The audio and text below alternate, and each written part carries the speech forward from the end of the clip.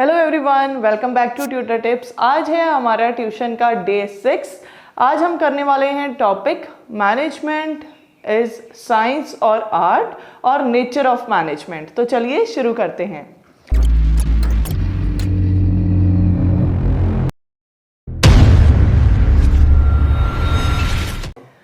Nature of management is management science और art. आज हम इसी के बारे में पढ़ेंगे, क्या मैनेजमेंट साइंस है या फिर आर्ट है। ठीक है, स्टार्ट करते हैं साइंस से। Management as a science, systematic body of knowledge कि जो अगर हम मैनेजमेंट की बात करें तो अगर मैनेजमेंट एज अ साइंस है तो इसमें क्या है, सिस्टमेटिक बॉडी ऑफ नॉलेज है। हर एक चीज़ जो है वो सिस्टम में हो रही है, हर एक एक्टिविटी सिस्टम में परफॉर्म हो रही है। लॉ एंड प्रिंसिपल्स इसमें आ जाते हैं जो मैनेजमेंट के लिए क्या है फॉलो किए जाते हैं एक ऑर्गेनाइजेशन में, सो दैट जो हमारे ऑर्गेनाइजेशन के ऑब्जेक्टिव्स हैं वो टाइमली अचीव हों, प्रॉफिटेबिलिटी आए and so many more things.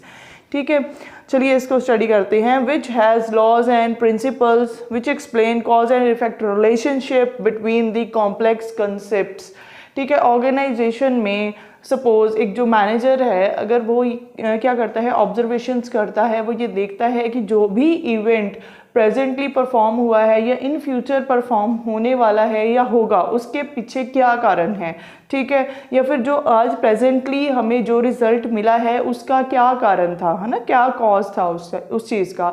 तो ये चीज़ें कहाँ से पता चलती हैं, जब हम मेथड्स के साथ, लॉ एंड ऑर्डर्स के साथ, प्रिंसिपल्स को फॉलो करके हम एक्टिविटीज़ को परफॉर्म करते हैं। चलिए, जैसे ये देखिए यहाँ पे मैंने features of management as a science इसको डिस्कस किया है। ठीक है, इसके साथ साथ ये फीचर्स भी मैंने यहाँ पे लिखे हैं, जो जस्ट मैंने इंट्रोडक्टरी पार्ट इसका लिखा है, उसी तरीके से ये भी है जिसको मैंने वन बाय वन एक्सप्लेन किया है। चलिए एक बार इसको भी रीड कर लेते हैं। Features, systematic body of knowledge, principles of science are developed on the basis of continued observations. ठीक है, जो प्रिंसिपल्स हैं साइंस के वो डेवलप किए गए हैं किसके बेसिस पे, कॉन्टिन्यूस ऑब्जर्वेशन के ऊपर। ठीक है, अब ये नहीं है कि एक बार ही एक इवेंट परफॉर्म हो गया देन क्या है हाथ पे हाथ धरे बैठ गए मैनेजर साहब, नहीं, ऐसा नहीं है। क्या है कि अगर आप चाहते हो एक्टिविटीज़ और अच्छे से परफॉर्म हो, या जो प्रिंसिपल्स हैं एक मैनेजमेंट के या मैनेजमेंट ऑफ जो साइंस है, या हम ये कहते हैं कि जो भी मैनेजमेंट ऑर्गेनाइजेशन में परफॉर्म हो रही है, जो भी एक्टिविटीज़ परफॉर्म हो रही हैं उसका फ्यूचर में रिजल्ट फेवरेबल आए, तो इसमें क्या है कि जो भी प्रिंसिपल्स हैं, ठीक है, वो क्या है डेवलप किए जाते हैं on the basis of continuous observation. हर एक चीज़ को, हर एक इवेंट को, हर एक एक्टिविटी को डीपली ऑब्जर्व किया जाता है कि कैसे वो परफॉर्म हो रही है, कौन उसको परफॉर्म कर रहा है, उसको परफॉर्म करने का क्या रीज़न है, और जो भी उसका रिजल्ट आया है उसका क्या कारण है, किस तरीके से एक्टिविटीज़ परफॉर्म हुई हैं जिससे हमें ये रिजल्ट्स मिले हैं। तो ये जो कॉन्टिन्यूस ऑब्जर्वेशन है ये क्या है, चलती रहती हैं। ये नहीं है कि at the end of the result हमने क्या है कि अपना जो ऑब्जर्वेशन है वो स्टॉप कर देनी है, नहीं। अगर अभी रिजल्ट फेवरेबल आए हैं और कैसे अच्छे तरीके से रिजल्ट हम ले सकते हैं, हासिल कर सकते हैं, कैसे अपने ऑब्जेक्टिव्स को अचीव कर सकते हैं बेटर वे में, तो देन क्या है जो ऑब्जर्वेशंस है वो चलती रहती हैं। ठीक है, उसके बाद है practical applicability of the principles of science can be verified. Practical applicability होती है प्रिंसिपल्स ऑफ साइंस की। ठीक है जी, कि ये है कि हमने ये सोचा है कि ये पर्टिकुलर प्रिंसिपल हमने अडॉप्ट करना है for the continuous activities of the organisation. तो क्या है, सिर्फ थिंकिंग के साथ ही नहीं चलेगा, यहाँ पे क्या है एप्लीकेबिलिटी भी बहुत ज़रूरी है कि प्रैक्टिकल फॉर्म में हमने जो प्लानिंग की है, जो सोचा है, उसको एक्चुअल में परफॉर्म किया जाए। उसके बाद है predictions can be made on the basis of principles of science. ठीक है, इन फ्यूचर जो भी प्रेडिक्शंस करनी है तो वो क्या है, प्रिंसिपल्स ऑफ साइंस जो है, मतलब जो भी हमारे लॉ एंड ऑर्डर्स हैं, जो मेथड्स हैं, जो टेक्निक्स हैं, ठीक है, उनको हमने फॉलो करना है, उनको ध्यान में रख के हमने इन फ्यूचर जो भी प्रेडिक्शंस है, जो भी फ्यूचर के लिए हमने प्लान बनाने हैं उसको ध्यान में रखना है, तो उसके अकॉर्डिंगली ये एक्टिविटीज़ परफॉर्म होगी। देन है मैनेजमेंट एज अ साइंस, इसका जो नेचर है वो वन बाय वन डिस्कस करते हैं। सेम पॉइंट सारे सिमिलर से हैं, ठीक है, तो मैंने इन पॉइंट्स को थोड़ा सा इलेबोरेट करके आपको बताया। सिस्टमेटिक बॉडी ऑफ नॉलेज, इसमें क्या आएगा, with the passage of time management experts and academic scholars have developed several principles of management to make it a systematic subject. जैसे हेनरी फ्योल है या हमारे एफ.डब्ल्यू. टेलर, जिनको फादर ऑफ मैनेजमेंट बोला गया है, उनके द्वारा बहुत सारे प्रिंसिपल्स दिए गए हैं जो आज भी ऑर्गेनाइजेशंस में एप्लीकेबल होते हैं, सो दैट ऑर्गेनाइजेशन में मैनेजमेंट अच्छी हो, एक्टिविटीज़ अच्छे से परफॉर्म हो। देन है कॉन्टिन्यूड ऑब्जर्वेशन, सेम वही क्या है, it refers to the regular check on the activity and experiments are made for the better achievement of future goals. जो मैंने आपको यहाँ पे भी बताया, फ्यूचर के गोल्स को अचीव करने के लिए या बेटर वे से अचीव करने के लिए क्या है, रेगुलर चेक रहता है एक्टिविटीज़ के ऊपर और एक्सपेरिमेंट्स के ऊपर, कि जो भी हम मेथड्स यूज़ कर रहे हैं या जो भी एक्सपेरिमेंट कर रहे हैं कि एक्टिविटीज़ का रिजल्ट बेटर आए, तो उस चीज़ के लिए एक रेगुलर चेक रहता है by the manager, by the top level management और अ मिडल लेवल मैनेजमेंट और a head of the department, कि ये देखा जाए कि जो भी हमने प्लान बनाए हैं, जो भी हमने एक्टिविटीज़ को प्रॉपर वे से ऑर्गेनाइज किया है, क्या वो उसी सेम मैनर में चल रही हैं या नहीं चल रही। देन है universality, like physics and chemistry the concept of management and its principles are universal. Universal means it can be applicable all over the world. We can say कि लाइक, चाहे मैंने आपको पिछले लेक्चर में भी बताया था कि जो मैनेजमेंट है वो भी एप्लीकेबल होती है हर एक जगह, इसी तरीके से जो प्रिंसिपल्स हैं मैनेजमेंट के वो भी हर एक जगह एप्लीकेबल होते हैं। अगर एक ऑर्गेनाइजेशन में मैनेजमेंट की बात करें तो मैनेजमेंट कैसे पॉसिबल है, कैसे हो सकती है अच्छी, अगर हम अच्छी प्लानिंग के साथ उसका एंड ऑफ द रिजल्ट जो है वो भी बेटर निकालें, राइट। प्लानिंग से लेके कंट्रोलिंग तक या फीडबैक तक जितनी भी एक्टिविटीज़ है, अगर वो अच्छे से परफॉर्म हो रही है, इट मीन्स कि मैनेजमेंट अच्छी है। तो इसमें ही प्रिंसिपल्स आ जाते हैं, ठीक है। जैसे हम एग्जांपल ले लेते हैं, टीम वर्क का ले लेते हैं, ठीक है। तो उसमें क्या आएगा बेसिकली कि सभी क्या है, मिलके काम कर रहे हैं। तो हमारे जो एफ.डब्ल्यू. टेलर हैं उन्होंने भी बेसिकली इसी पे फोकस किया है कि जो एक्टिविटीज़ हैं ऑर्गेनाइजेशन की वो इस तरीके से परफॉर्म हों, इस तरीके से उनको ऑर्गेनाइज किया जाए कि हमारी ऑर्गेनाइजेशन के जो ऑब्जेक्टिव्स हैं वो फेवरेबल आएँ, ठीक है, उनके जो रिजल्ट्स हैं वो बेटर हों, राइट। तो मैंने एक छोटा सा यहाँ पे डायग्राम भी बनाया है, ठीक है, जो साइंटिफिक थ्योरी को बताता है यहाँ पे कि जो बेसिकली अच्छी मैनेजमेंट के लिए ज़रूरी है, या अगर हम ये कहें कि मैनेजमेंट एज अ साइंस है, तो ये साइंटिफिक थ्योरी क्या कहती है। फर्स्टली यहाँ पे आएगा theory, predictions, experiment and observation, ठीक है। 1 2 3 4 एलिमेंट्स का ये कॉम्बिनेशन है, ठीक है। इसमें क्या आएगा, use of theory to make prediction. हम कोई थ्योरी, मतलब जो भी एक पर्टिकुलर एक्सपर्ट्स के द्वारा या हमारे जो सीनियर्स हैं उनके द्वारा जो भी थ्योरी दी गई है एक पर्टिकुलर ऑब्जेक्टिव को पूरा करने के लिए या एक्टिविटी को परफॉर्म करने के लिए, तो मतलब वो क्या है कि हमने इन फ्यूचर भी उसी तरीके से प्रेडिक्शन करनी है, कि प्लान्स बनाने हैं कि जो भी वर्क या जो भी काम पहले हुआ है, जिस तरीके से हुआ है, उसको और कैसे बेटर वे से किया जाए, या इन फ्यूचर उसकी डिमांड क्या है या उसके रिजल्ट्स कैसे आएंगे। तो उस थ्योरी को हम यूज़ करेंगे प्रेडिक्शंस के लिए। देन क्या है, design experiment to test the predictions, ठीक है। फिर हम एक्सपेरिमेंट करते हैं ये देखने के लिए जो भी हमने इन फ्यूचर के लिए सोचा है उसके रिजल्ट्स क्या निकलेंगे, येस और नो, ठीक है, राइट और रॉन्ग किस तरीके के होंगे। देन परफॉर्म एक्सपेरिमेंट, हम उन एक्सपेरिमेंट्स को एक्चुअली क्या है हम एक प्रैक्टिकल वे में उसको लेके आते हैं। देन ऑब्जर्वेशंस करी जाती हैं, कॉन्टिन्यूड हम ये कह सकते हैं कि ऑब्जर्वेशन लाइक एक कॉन्टिन्यूसली हम चेक करते हैं कि क्या क्या एक्टिविटीज़ परफॉर्म हो रही हैं, किस तरीके से परफॉर्म हो रही हैं, ठीक है, और इसको बेटर वे से कैसे किया जाए। देन क्रिएट और मॉडिफाई द थ्योरी। तो अगर हमें ये लगे कि जो थ्योरी के ऊपर बेस्ड हमने प्रेडिक्शन करी है, एक्सपेरिमेंट करे हैं, ऑब्जर्वेशंस करी हैं, क्या उनमें थोड़ी सी चेंज की ज़रूरत है या नहीं, क्या अगर हम उसको थोड़ा सा चेंज करें तो हमारे रिजल्ट्स और अच्छे आ सकते हैं, क्या हम उसको उसी तरीके से रहने दें, ठीक है। तो ये सारी चीज़ें हमें पता कहाँ से लगेगी, अगर हम एक्सपेरिमेंट करेंगे या ऑब्जर्वेशन करेंगे, ठीक है। तो इससे क्या है कि हम थ्योरी को मॉडिफाई कर सकते हैं या क्रिएट भी कर सकते हैं, ठीक है। तो इस तरीके से क्या है साइंटिफिक थ्योरी चलती है। इसका बेसिकली सीधा सीधा मतलब यही है, जैसे आप फिजिक्स और केमिस्ट्री में भी आपने पढ़ा होगा या आपने सुना होगा, ठीक है। तो उसमें भी बेसिकली क्या है, जैसे मैं 10th की बात कर रही हूँ, अभी +1 +2 में तो फिजिक्स केमिस्ट्री पॉसिबल नहीं है, ठीक है। 10th तक तो हमने साइंस पढ़ी है ना, तो उसमें भी हम ये देखते हैं कि कितना केमिकल के मतलब जो है वो एक केमिकल दूसरे केमिकल में अगर हम मर्ज करते हैं तो उसका क्या रिजल्ट निकलता है, एक्सपेरिमेंट्स वगैरह होते हैं ना। तो उसी तरीके से मैनेजमेंट में क्या है, थ्योरीज के ऊपर, ठीक है, और जो हमारे प्रीवियसली हमने जो भी रिजल्ट्स हमें मिले होते हैं, ठीक है, तो हम क्या करते हैं उससे जो है उसका लिंक करते हैं उसके साथ, ठीक है, मैच करके देखते हैं, राइट। और इन फ्यूचर जो भी प्रेडिक्शंस लेनी है, हमारे जो प्रीवियस रिजल्ट्स हैं उनको ध्यान में रख के हम फ्यूचर क्या जो भी प्लान्स है वो बनाते हैं, ठीक है। एक्सपेरिमेंट यहाँ पे ये नहीं है कि केमिकल्स जो है वो डाल के हमने देखना है। एक्सपेरिमेंट का यहाँ पे ये मतलब है कि अगर एक थ्योरी हमने अडॉप्ट करी थी, अगर उसका रिजल्ट इस तरीके से आया है, तो देन अगर हम दूसरी थ्योरी बाय द एक्सपर्ट्स जो हमारे मैनेजमेंट के एक्सपर्ट्स हैं वो दे रहे हैं, उन्होंने दी है, ठीक है, तो वो थ्योरी अगर हम अडॉप्ट करते हैं तो क्या होगा। जैसे हेनरी फ्यूल या फिर FW टेलर हैं, उनके जो भी प्रिंसिपल्स हैं हम 1 बाय 1 आगे मैं आपको लेक्चर्स में उसके बारे में डिटेल में भी बताऊंगी, ठीक है। तो उस चीज़ को भी ध्यान में अगर हम रखें तो मतलब क्या है, एक्सपर्ट्स द्वारा दिए गए जो भी प्रिंसिपल्स हैं, थ्योरीज हैं, ठीक है, उनको हम अडॉप्ट करके कैसे अच्छी मैनेजमेंट कर सकते हैं वो चीज़ें इसमें आ जाएंगी, राइट। चलिए नेक्स्ट देखते हैं अपना point, cause and effect relationship. Principle of management also explain the cause and effect relationship between complex concepts and facts.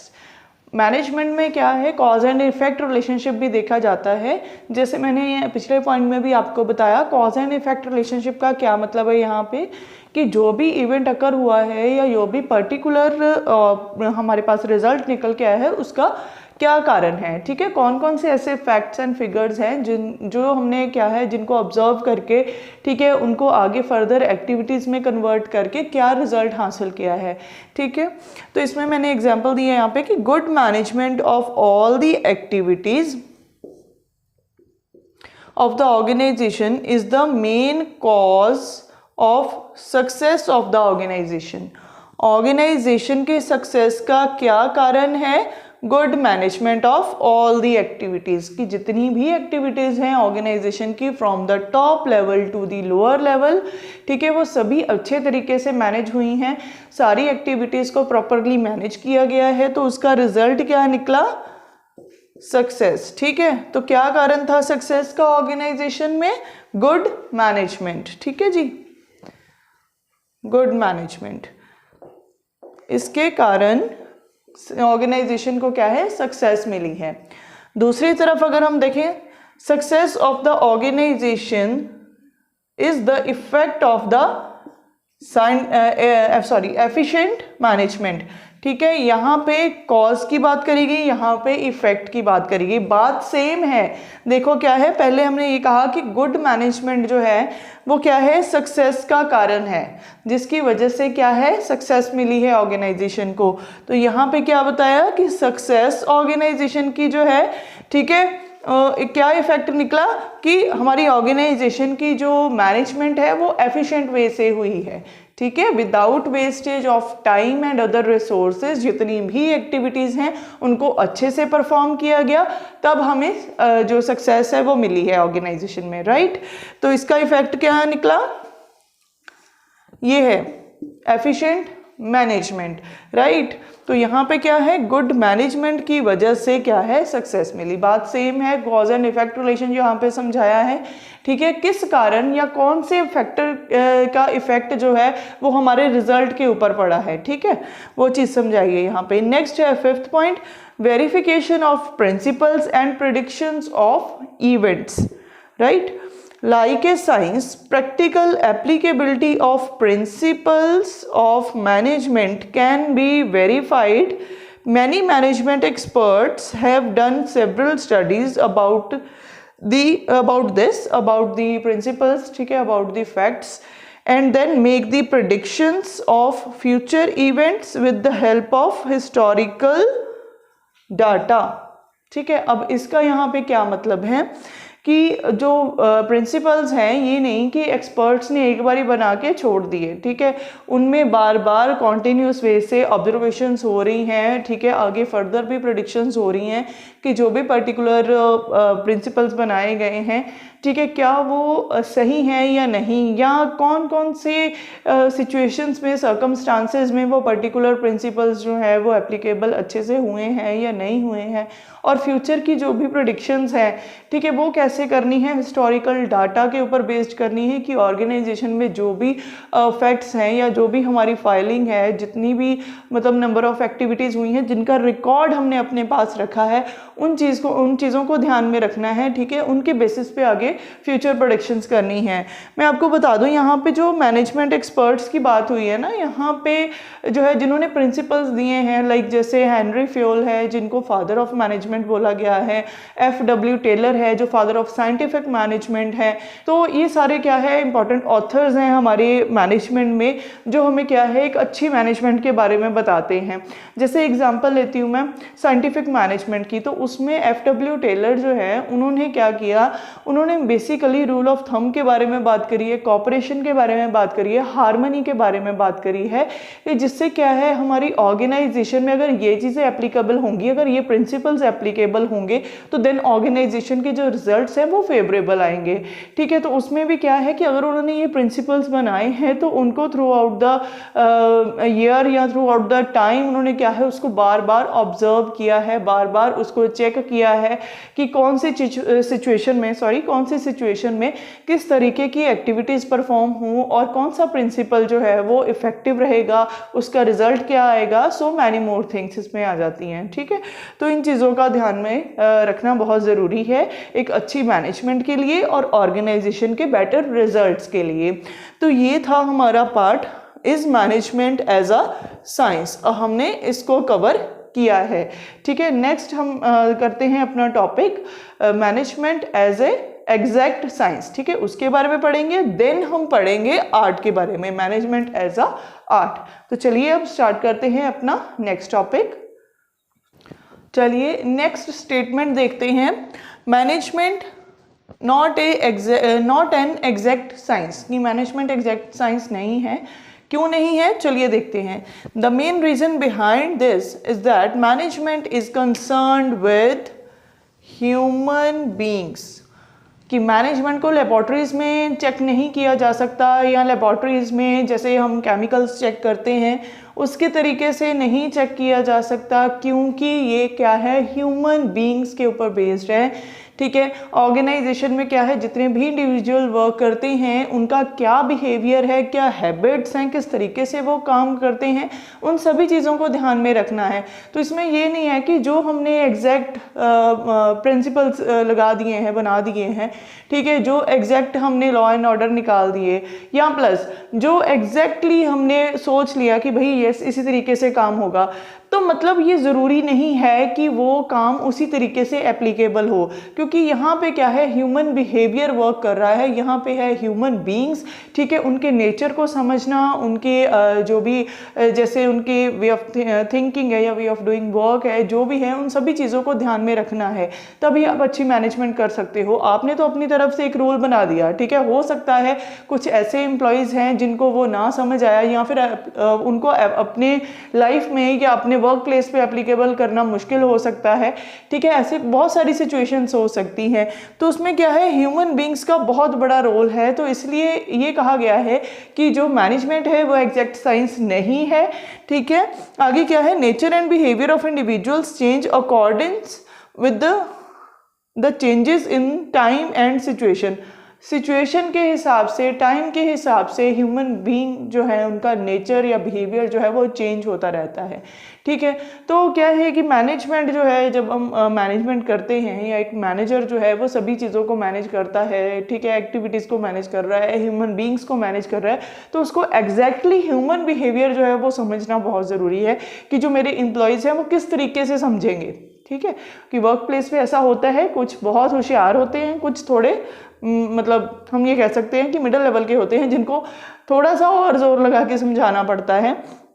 तो वैसे एम्प्लॉयज़ के लिए क्या है, ये नहीं है कि हम स्ट्रिक्ट वही रूल फॉलो करें जो हमने जो हमारे इंटेलिजेंट या फिर जो हाई लेवल पे एम्प्लॉयज़ आते हैं उनके लिए फॉलो कर रहे हैं, ठीक है। तो मतलब क्या है, कुछ एक चीज़ें ऐसी होती हैं ऑर्गेनाइजेशन में जिसमें क्या है कि अगर एक मैनेजर चाहे तो वो चीज़ पॉसिबल हो सकती है या नहीं, मतलब ये डिपेंड कर जाता है सिचुएशंस के ऊपर कि कैसी सिचुएशन है या ह्यूमन बींग्स कैसे हैं आपके इर्द गिर्द या आपकी उस ऑर्गेनाइजेशन में। तो अकॉर्डिंग टू दैट आपको कुछ मॉडिफिकेशंस करनी पड़ती हैं, कुछ चेंजेस करनी पड़ती हैं, राइट। आगे क्या है, along with this although principles are universal yet these are applicable under certain specific conditions, ठीक है।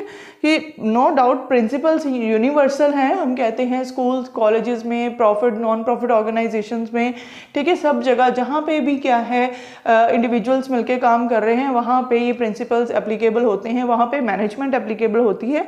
बट हाँ ये है कि इनकी जो एप्लीकेबिलिटी है या जो हमारे प्रिंसिपल्स हैं, ठीक है, इनको किस तरीके से अप्लाई किया जाएगा ये डिपेंड कर जाता है सिचुएशंस के ऊपर, ठीक है, किस तरीके की सिचुएशन है और किस तरीके से हमारे जो एम्प्लॉयज़ हैं, सबॉर्डिनेट्स हैं, इंडिविजुअल्स हैं, उन चीज़ों को समझेंगे, ठीक है, उसके ऊपर डिपेंड करता है। कहते हैं मैनेजमेंट के जो प्रिंसिपल्स हैं can not be verified in laboratories. जैसे हम केमिकल्स हम कह देते हैं कि उसकी वेरिफिकेशन करते हैं लेबॉर्ट्रीज में, तो मैनेजमेंट को इस तरीके से नहीं किया जा सकता। इनको तो क्या है, जस्ट अप्लाई करके उसके जो भी फैक्ट्स निकल के आते हैं उनको ध्यान में रखा जा सकता है, उनको ऑब्जर्व किया जा सकता है, देन उनमें आगे अगर तो चेंजेस की ज़रूरत है तो देन उनमें चेंजेस करी जा सकती हैं, अदरवाइज नहीं, जैसे भी, ठीक है, जैसे भी अकॉर्डिंग टू दी ऑर्गेनाइजेशन जो भी नीड अकर होती है अकॉर्डिंग टू दैट उन सिचुएशंस को हैंडल किया जाता है, राइट। उसके बाद है मैनेजमेंट एज एन आर्ट। तो जहाँ पे आर्ट की बात आती है इट मीन्स वहाँ पे इंडिविजुअल के स्किल्स की बात आती है। अगर हम मैनेजमेंट की बात करते हैं तो इट मीन्स एक मैनेजर जो है वो किस तरीके से अपनी स्किल्स का यूज़ करके ऑर्गेनाइजेशन में एक्टिविटीज़ को मैनेज कर रहा है, ऑर्गेनाइजेशन में इंडिविजुअल्स को मैनेज कर रहा है, और ओवरऑल जो भी ऑब्जेक्टिव है या टारगेट है उसको अचीव करने में क्या क्या टेक्निक्स यूज़ कर रहे हैं। इसमें क्या है, उसके एक्सपीरियंसेस, उसके जो भी स्किल्स हैं या जो भी उसकी नॉलेज है उसका वो कैसे यूज़ करता है वो चीज़ डिपेंड करती है। जैसे यहाँ पे लिखा है, it refers to the personal skilful application of existing knowledge to achieve the goals of the organisation. Organisation के गोल को अचीव करने के लिए एक पर्सन की क्या स्किल्स लग रही हैं, ठीक है, जो उसकी एग्जिस्टिंग नॉलेज है, जो उसको नॉलेज है उसको वो कैसे यूज़ कर रहा है, सो दैट कि ऑर्गेनाइजेशन के जो ऑब्जेक्टिव्स हैं वो इजीली अच्छे वे से पूरे हों, ठीक है। तो उसमें क्या क्या चीज़ें आ सकती हैं कि एक अगर हम मैनेजर की बात करते हैं तो देन कैसे क्रिएटिविटी के साथ वो एक्टिविटीज़ को परफॉर्म करवा रहा है, उसकी पर्सनल ऑब्जर्वेशन क्या है, एक्सपीरियंस एंड प्रैक्टिस, ये चीज़ें मैटर करती हैं। मैंने एक डायग्राम बनाया है छोटा सा जिसमें मैंने क्या बताया है, एक मैनेजर का रोल, ठीक है, कि कैसे वो अपने आइडियाज़ को अपने पीपल के साथ शेयर करता है, ठीक है, एंड देन कैसे वो ऑर्गेनाइजेशन का मार्केट प्लेस जो है, ठीक है, उसको एक अच्छे प्लेस पे रखने के लिए और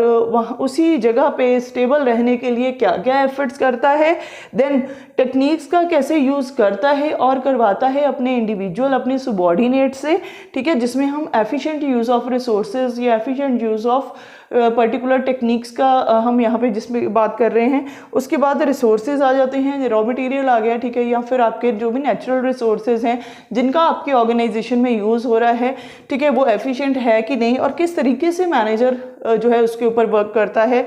देन टाइम मैनेजमेंट आ जाती है, ठीक है, एक पर्टिकुलर अगर टारगेट मिला है स्पेसिफिक पीरियड ऑफ टाइम के लिए तो किस तरीके से टाइम मैनेज किया गया है सो दैट जो भी एक्टिविटीज़ परफॉर्म हो वो उस पर्टिकुलर गोल के लिए हो, और जो स्पेसिफिक टाइम पीरियड उस गोल को अचीव करने के लिए रखा गया है क्या उसके टाइम के अकॉर्डिंगली एक्टिविटीज़ परफॉर्म हो रही हैं और उस टारगेट को टाइमली अचीव किया गया है या नहीं। तो ये सभी चीज़ें जो हैं वो एक मैनेजर की स्किल्स के ऊपर डिपेंड करती हैं। अगर हम कहें कि एक अच्छी मैनेजमेंट, तो अच्छी मैनेजमेंट यही है कि अगर हमारा जो मैनेजर है या लीडर है, ठीक है, जो क्या है इंडिविजुअल्स को लीड कर रहा है ऑर्गेनाइजेशन में, वो अपनी कैसे स्किल्स यूज़ करके ऑर्गेनाइजेशन को एक अच्छे प्लेटफॉर्म में लेके आ रहा है या उसकी जो मार्केट प्लेस है उसको हायर रैंक पे लेके आ रहा है। तो ये सभी चीज़ें जो भी हैं वो किसके ऊपर डिपेंड करती हैं, अच्छी मैनेजमेंट के ऊपर। तो मैनेजमेंट एज अ आर्ट यही है कि इसको एक स्किल्स के साथ यूज़ किया जाता है कि किस तरीके से हमने ऑर्गेनाइजेशन में सभी चीज़ों को, सभी एक्टिविटीज़ को, सभी रिसोर्सेज को मैनेज करना है। चलिए देखते हैं next topic, management as a profession. Management क्या है एज अ प्रोफेशन, कैसे वर्क करती है।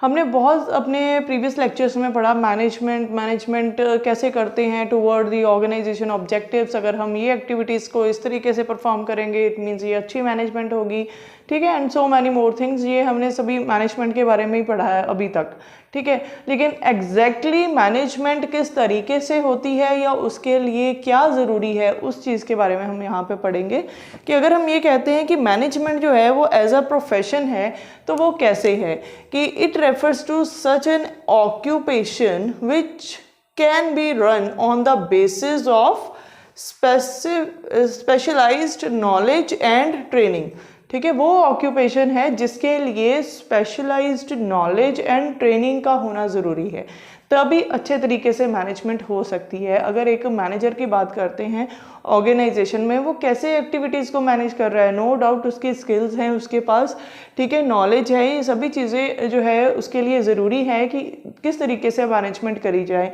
तो वही चीज़ इसमें भी बताइए कि एक अगर मैनेजर है, अगर वो प्रॉपर वे से मैनेजमेंट कर रहा है ऑर्गेनाइजेशन में, तो उसके लिए क्या है, स्पेशलाइज्ड नॉलेज का होना ज़रूरी है और ट्रेनिंग का होना बहुत ज़रूरी है। कहते हैं the process of acquiring knowledge regarding the profession and permission to run the profession are regulated by a specialised institution, ठीक है। जो भी अगर प्रोफेशन है, जैसे यहाँ पे मैंने एग्जांपल भी दी है कि अगर डॉक्टर का प्रोफेशन है तो under medical council of India उसके द्वारा सर्टिफाइड होना चाहिए, तभी वो वैलिड माना जाएगा और वो डॉक्टर अपनी सर्विसेज प्रोवाइड कर पाएगा। तो यही चीज़ इसमें समझाने की कोशिश करिए कि जो भी नॉलेज को एक्वायर करने का जो भी प्रोसेस है वो कहते हैं अंडर द जो परमिशन है वो कहाँ से है, स्पेशलाइज्ड इंस्टीट्यूशन के अंडर, ठीक है। कि अगर उसके द्वारा वो पर्टिकुलर एक जो इंडिविजुअल है उसने अपना प्रोफेशन चलाने के लिए नॉलेज ली है तो तभी वो वैलिड मानी जाएगी, अदरवाइज नहीं, ठीक है। तो इसके फीचर्स हैं वो जान लेते हैं क्या हैं। Features of profession, need for specialised knowledge. अगर क्या है एज अ प्रोफेशन मैनेजमेंट की हम बात करें तो उसके लिए स्पेशलाइज्ड नॉलेज होना बहुत ज़रूरी है। जैसे हम स्कूल्स एंड कॉलेजेस में भी स्टडी करते हैं, यूनिवर्सिटीज़ में भी स्टडी करते हैं मैनेजमेंट के बारे में।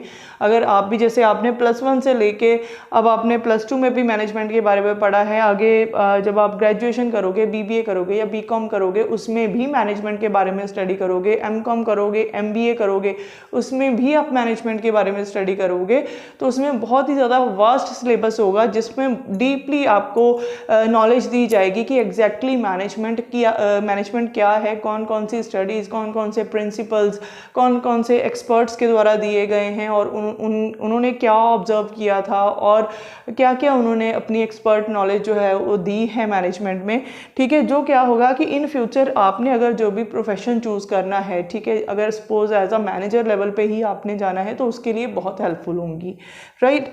देन है सर्विस मोटिव। जो भी प्रोफेशन है उसका मेन मोटिव क्या होना चाहिए, service motive, not to gain the profit, ठीक है, कि मतलब आपने सर्विस प्रोवाइड करनी है। लाइक जैसे डॉक्टर हैं, ठीक है जी, अगर इसकी ही एग्जांपल लें, मोस्ट सूटेबल एग्जांपल है इसकी, आप एज इट इज़ इसको एग्जाम में भी लिख सकते हो, ठीक है। तो उसका मेन मोटिव पहले ये होना चाहिए कि उसने अपने पेशेंट्स को चेक करना है, ठीक है, पेशेंट्स को ठीक करना है, राइट। उसका मेन मोटिव क्या होना चाहिए, सर्विस मोटिव, राइट। उसके बाद वो क्या है, उस पर्टिकुलर सर्विस से रिलेटेड अपनी जो भी फीस है वो चार्ज कर सकता है, ठीक है, क्योंकि उसने अपने प्रोफेशन से ही क्या है पैसा कमाना है, ठीक है, अपने जीवन को भी उसने चलाना है, अपनी जो भी उसकी लिविंग है उसने उसी के ऊपर वो आधारित है, बेसिकली हम ये कह सकते हैं, ठीक है। तो इसमें बेसिकली क्या है कि वो फी चार्ज कर सकता है, नॉट प्रॉफिट, ठीक है जी। तो इसमें ये आएगा बेसिकली कि प्रोफेशन का जो मेन मोटिव होता है वो क्या है, सर्विस मोटिव है, इसमें प्रॉफिट कमाना नहीं इंक्लूडेड, राइट। कि मतलब जैसे हम ये कहते हैं ना कि ऑर्गेनाइजेशंस या हमारे बिजनेस यूनिट्स जो हैं, ठीक है, उसका मेन मोटिव क्या होता है, प्रॉफिट अर्निंग, राइट, या प्रॉफिट मैक्सिमाइजेशन। बट लेकिन अगर प्रोफेशन की बात करें तो इसमें जितने भी हम ये कहें कि वर्किंग्स आ जाती हैं, लाइक सपोज जितने भी प्रोफेशंस लाइक जैसे डॉक्टर हैं, लॉयर है, ठीक है, टीचर है, ठीक है, तो ये इंडिविजुअल्स जो हैं वो क्या करते हैं, मेनली अपनी सर्विस प्रोवाइड करते हैं टू दी क्लाइंट, अपने जो भी उनके क्लाइंट्स हैं उनके लिए, ठीक है। जैसे टीचर है उसके लिए स्टूडेंट्स हो गए, राइट। जैसे लॉयर है वो भी अपने क्लाइंट्स को देखता है, जो डॉक्टर है वो अपने पेशेंट्स को देखता है, तो उसके रिगार्डिंग वो प्रॉफिट नहीं कमा सकता, वो क्या है, फ़ी चार्ज कर सकता है अपनी दी गई सर्विस के लिए, राइट। देन है फॉर्मल एजुकेशन एंड ट्रेनिंग। तो इस चीज़ का होना भी बहुत ज़रूरी है। अगर कोई लॉयर है, उसने LLB करी हुई है, ठीक है, तो या LLM करी हुई है, तो देन उसके लिए क्या है, उसके पास एजुकेशन तो आ गई, प्लस उसको ट्रेनिंग भी करनी ज़रूरी है। किसी लॉयर के अंडर उसको 6 मंथ या उससे ज़्यादा की क्या है, ट्रेनिंग करनी भी बहुत ज़रूरी है, फिर उसको सर्टिफिकेशन मिलती है, देन वो कैपेबल होता है अपनी सर्विसेज देने के लिए। ऐसे ही डॉक्टर है, जब डॉक्टर के लिए जैसे MBBS है, ठीक है, तो अगर उसने वो डिग्री ले ली है, उसके बाद क्या है, उसने कुछ टाइम पीरियड के लिए मतलब किसी हॉस्पिटल में इंटर्नशिप वगैरह करनी है, सो दैट कि उसको पता चल सके, एक्चुअल में ट्रेनिंग करनी है, ये पता चल सके कि कैसे हमने पेशेंट्स को देखना है, कैसे मतलब उनको जो भी सर्विस है वो प्रोवाइड करनी है।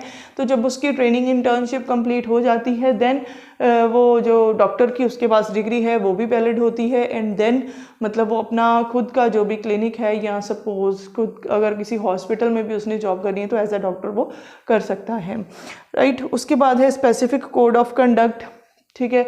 तो बेसिकली अगर हम मैनेजमेंट की यहाँ पे बात करते हैं तो उसके लिए कोई स्पेसिफिक कोड ऑफ कंडक्ट नहीं होता, बट यस ये चीज़ ज़रूर होती है कि मतलब अगर आपने ऑर्गेनाइजेशन में वर्क करना है या एज अ मैनेजर आप वर्क कर रहे हो, तो आपको इंडिविजुअल जो ज़रूरी है चीज़ें, जैसे आपका बिहेवियर कैसा है, ठीक है, या अपने ऑर्गेनाइजेशन में एक्टिविटीज़ को कैसे मैनेज करना है, इंडिविजुअल्स को कैसे जानना है, मतलब नॉर्मल सी चीज़ों का आपने ध्यान रखना है। कोई एग्जैक्ट रूल एंड रेगुलेशन या एग्जैक्ट कोई कोड ऑफ कंडक्ट आपके लिए मतलब नहीं होता अगर आप क्या है एज अ मैनेजर या फिर एज अ मैनेजमेंट टीम में वर्क कर रहे हो, ठीक है। तो उसमें बेसिकली जर्नल थिंग्स ही आएंगी कि जैसे आपका बिहेवियर कैसा है, ठीक है, आप किस तरीके से दूसरे पर्सन के साथ बात कर रहे हो, आपका एटीट्यूड कैसा है, आपकी स्किल्स कैसे है, कैसे आप अपनी स्किल्स का यूटिलाइजेशन कर रहे हो, ठीक है, इन गुड मैनर, ये सभी चीज़ें होनी बहुत ज़रूरी हैं, ठीक है। तो ये हमारा क्या है topic, management as a profession, तो ये यहीं पे ख़त्म होता है। स्टूडेंट्स चलिए आज रिकॉल भी कर लेते हैं साथ में कि हमने कौन कौन से टॉपिक्स आज कवर करे हैं। इज मैनेजमेंट साइंस और आर्ट, फर्स्टली हमने इसको रीड किया है। Then management as an exact science, इसके बारे में स्टडी किया है। And then management as an art, and then management as a profession, ठीक है। ये सभी हमने पॉइंट्स आज कवर करे हैं। स्टूडेंट्स अगर आपको इनमें डाउट है तो आप प्लीज़ कमेंट बॉक्स में मुझे बता सकते हो। अगर वीडियो अच्छी लगी तो इसे लाइक ज़रूर करें, शेयर करें, चैनल को सब्सक्राइब करें एंड बेल आइकन को ज़रूर प्रेस करें सो दैट आने वाली वीडियोस की नोटिफिकेशन आपको मिल सके।